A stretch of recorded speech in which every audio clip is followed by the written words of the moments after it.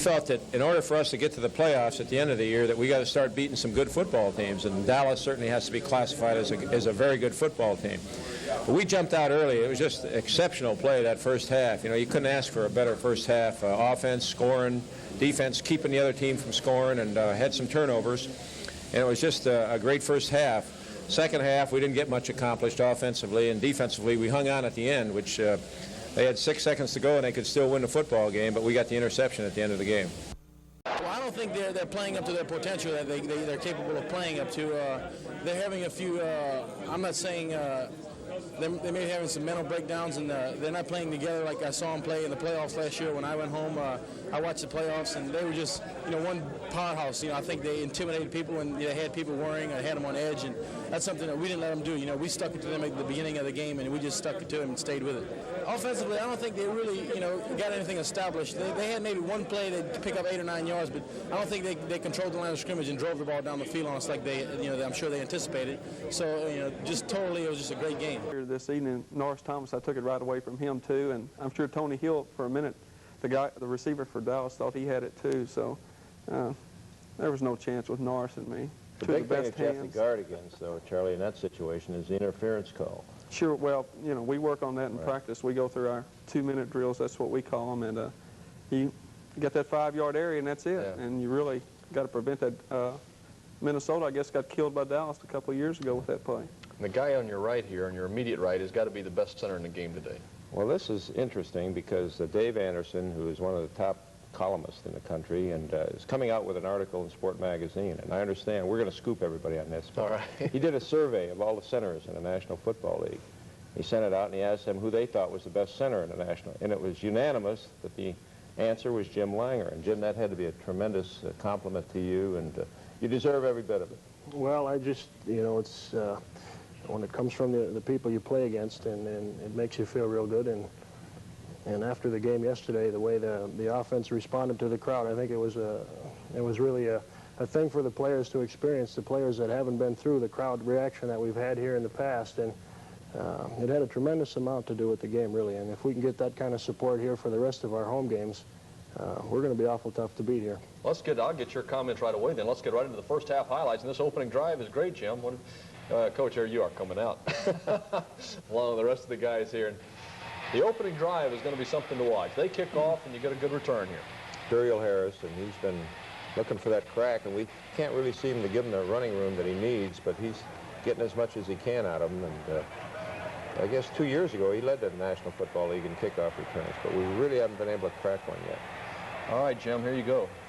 Bob's first play here really, I think, kind of caught the whole offense. The guys in the huddle by surprise. I really didn't expect him to go with this particular play. And boy, he was really, he was throwing the ball well, and he was right on target. And I think it caught Dallas certainly off guard. Great play by Delvin Williams.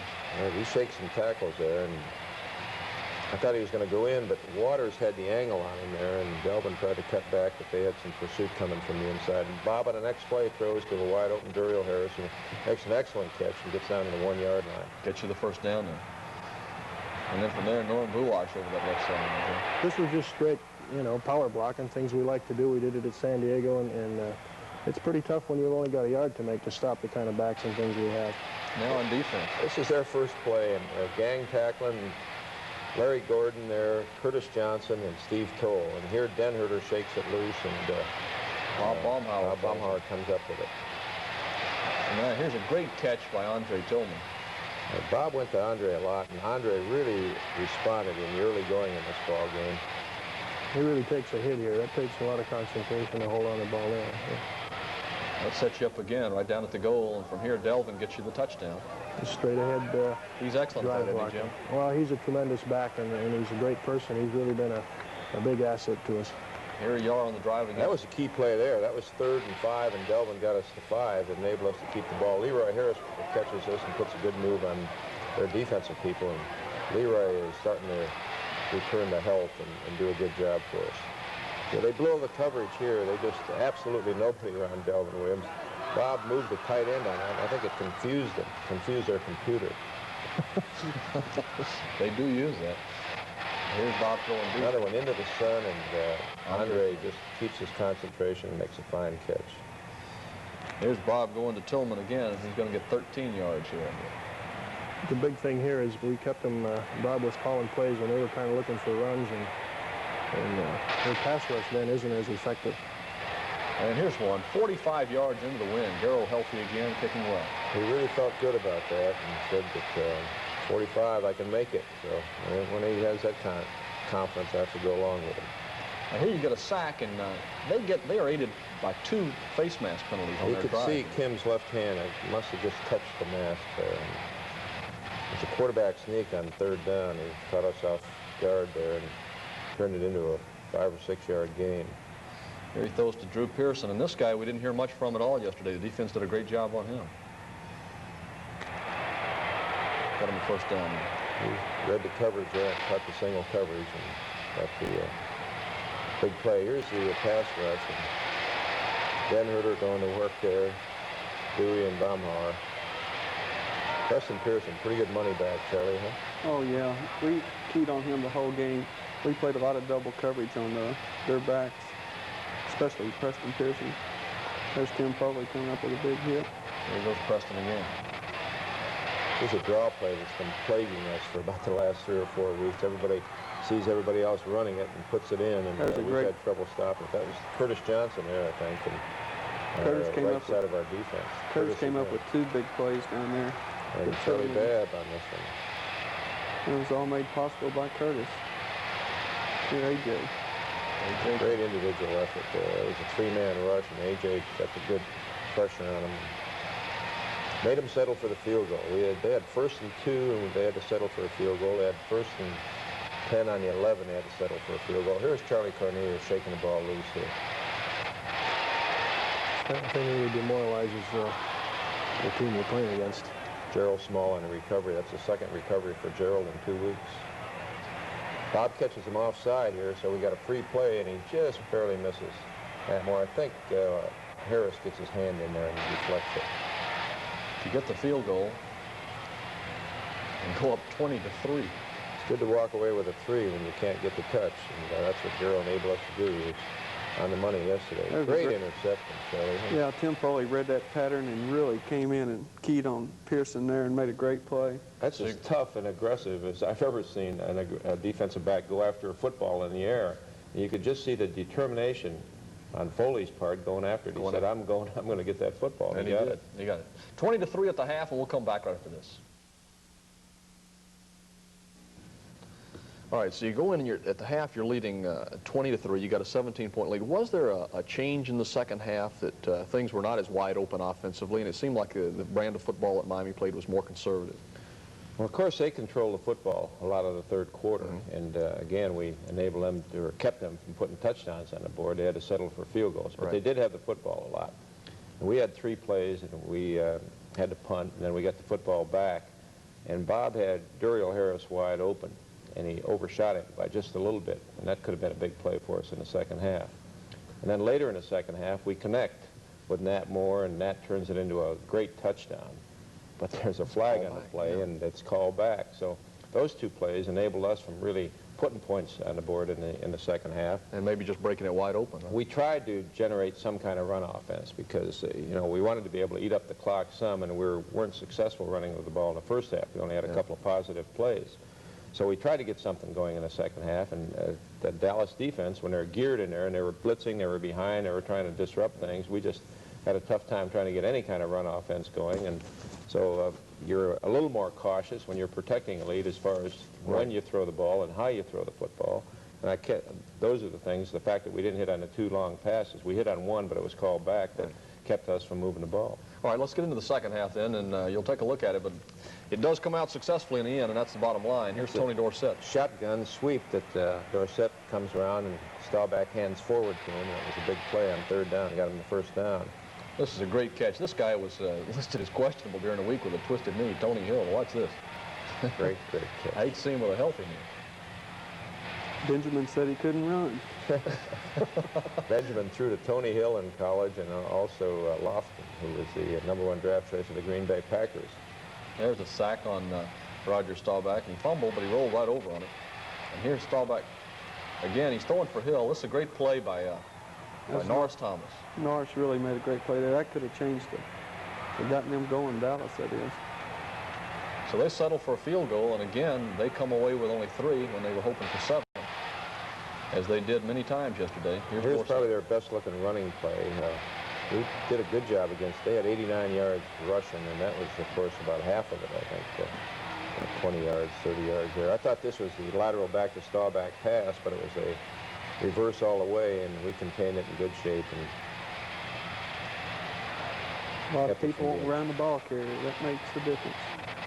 and Larry Gordon coming around and hits him, and they ruled it an incompleted pass that he was in the act of throwing there. It's a wonder the defensive lineman didn't come up with an interception there. And getting pretty good at that. And Staubach going to the air again. Tight end was open quite a bit. We were doubling their outside receivers. They're so dangerous, Pearson and Tony Hill, so the tight end a lot of times had the single coverage, and Staubach was going to them quite a bit. Another completion. That's Tony Hill coming across. He shakes the tackle and gets down close. Then again, the defense stiffens. Here's Preston Pearson. Tim Foley coming in, making another good play. No gain. Now Preston Pearson. He just gets a yard. That was the draw play. That's the play that's a great play if it works, and a lousy call if it doesn't work. We'll tell Roger it was a lousy call yesterday and it didn't work. There's a field goal. They settle for 3 again. Now it's 20-9. You can see the blitzing if you watch close on these clips. They blitzed us almost the whole time the second half. Here's the play you were talking about, Coach. All right, watch Delvin Williams throw this right. Well, it doesn't show it.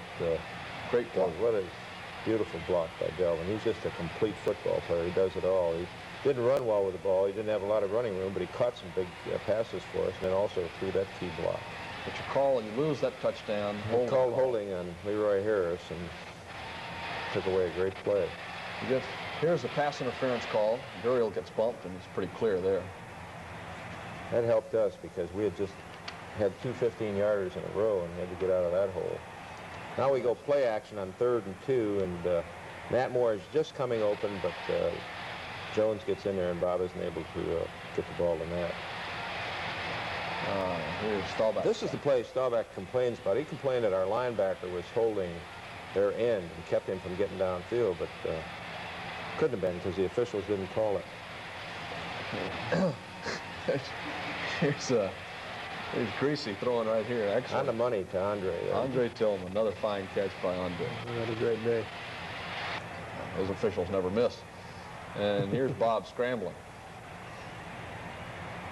Too tall. It's kind of tough to run with that brace on your leg. Yeah. Here's just a quick trap. They had a safety blitz on up the middle, and we cross-trapped it, and it usually pops pretty good. He nearly got it through there, too. And there's a field goal by Garo Yepremian. Now it's 23-9. That was a big field goal there. Here's where this guy is real dangerous. A.J. had him, and he shook loose, and then Rick Volk finally makes the tackle that brings him down. Here he goes to Hill again. When he starts scrambling, that's what scares you, because you start peeking around looking for people behind you when you think you've got your zone covered. Now here he goes to Dupree. That's another quick screen again. Then he goes to Dupree. Tony D. Here's a tough play that they run. They fake, and Staubach comes out there by himself and has time, and he hits the tight end coming all the way from the other side of the field. That's their first touchdown of the day, but that makes it 23-16. Only up by 7. Here's a great play. Tim Foley strips Dupree of the ball. Norris Thomas picks it up. That was because they had plenty of time there, and they were on our 31-yard line when that fumble happened. And the defense certainly got us the ball enough times the second half. It just we could have got one drive going. We could have used up a lot of time, and it wouldn't have put us in the situation we were in at the end of the game. It was 4th and 10 here, and he hits Preston Pearson for the first down, and enable them to have more opportunities to try to tie the ball game. If you notice, every time he goes back to pass, there's always somebody in his face, a defensive lineman, which really makes pass defense a lot easier. Now they're moving down the field, but time running out. They're down to 6 seconds. Charlie, you tell us about this. Well, I just reacted to the ball here, as did Norris Thomas, and really just trying to bat it away, and finally got in position and take a cheap interception anytime for the stats. They told you to stay on the ground there. They didn't want you Yeah, to get up and Matheson run. fell on me. I was trying to score myself. 23-16 the final. It was a great effort. That was a good win, and courtesy of Burdines, we're going to give the Barca Lounger to Jim Langer. Jim, we hope you enjoy it. Thank you, Coach. I'll put it right in front of the fireplace for winter. Enjoy it. I'll tell you what, we'll take a commercial timeout, and we'll come back, and we'll take a look at a diagram play right after this. You know, you hear so much about Dallas's offense being so innovative in the shotgun, but their defense is pretty innovative, too, and they do pretty good things with that flex. Well, they have a special style, and everybody talks about the flex defense, and I don't think that the average fan really knows a lot about what we're talking about. But it's predicated on one defensive lineman being back off of the ball, and they can do it with this end here, or they can do it on this end. But for our tendencies, when they chart all the things that we're doing, that they have the information on, they have to see that we like to run toward the tight end, toward Andre Tillman. So the flex that they like to use against us, and the flex that we got most of the time yesterday, was what we call a weak flex, with this end off of the ball, and then a line slanting toward the tight end, stepping out hard that way. And then the middle linebacker filling that gap, and this linebacker stepping out, and the safety ready to fill inside. And this linebacker coming upfield, and when the end that's in the flex position right here sees that the play is going away from him, instead of trailing behind the line, he leaves the containment up to the linebacker, and he'll follow on this side of the line of scrimmage. So in case the play happens to cut back, he's in position to make the tackle like another linebacker. Yeah. So it gives them tremendous pursuit angles. Now, the thing that, when you see that they're doing this to you, the thing that you try to do is to get some plays going back to this side, away from the way that they're slanting. And we tried to get a couple of plays going back to this side.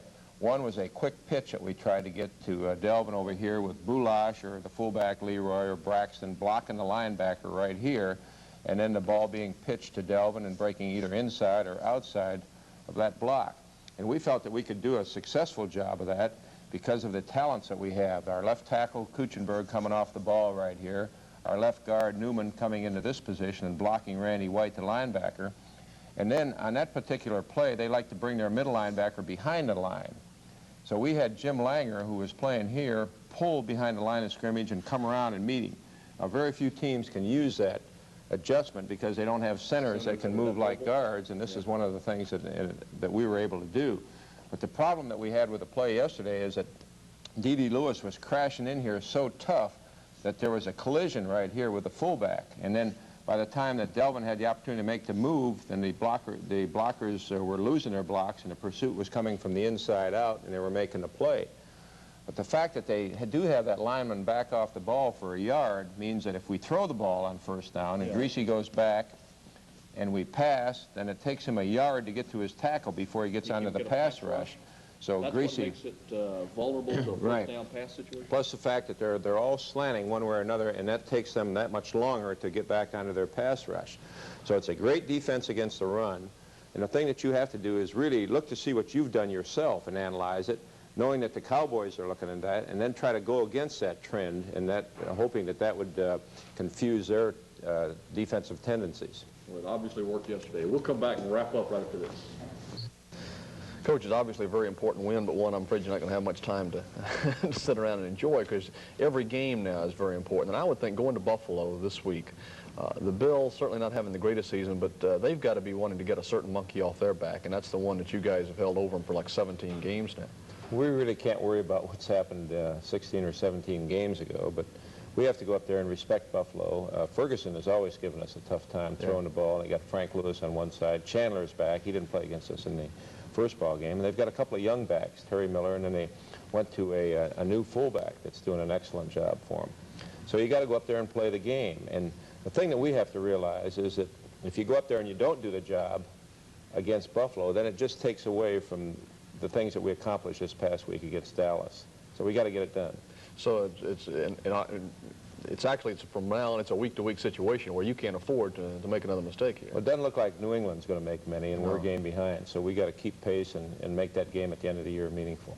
I'll tell you what, coming up, we've got an AFC East team involved. We've got Washington and the Baltimore Colts, and the Colts look like tonight they're going to have Burt Jones back. Charlie, you want to make a pick tonight on that one? I'm going to go with the Colts. I think they're healthier than they've been in a long time, and I think Jones will give them a shot in the arm to upset the Redskins. Jim, how about you? I'm going to pull for Washington, but I think, like Charlie said, Bert's going to be a big asset to him. I think Washington will beat him. You think Washington will be? That's 1-1. How do you like it? I'm going to go for the, who are you going for? Well, I'm going to take the Colts. I think the same as Charlie. I think with Burt Jones back and it's in Baltimore, Monday night game. Well, I'll go with Jim. I'll take Washington.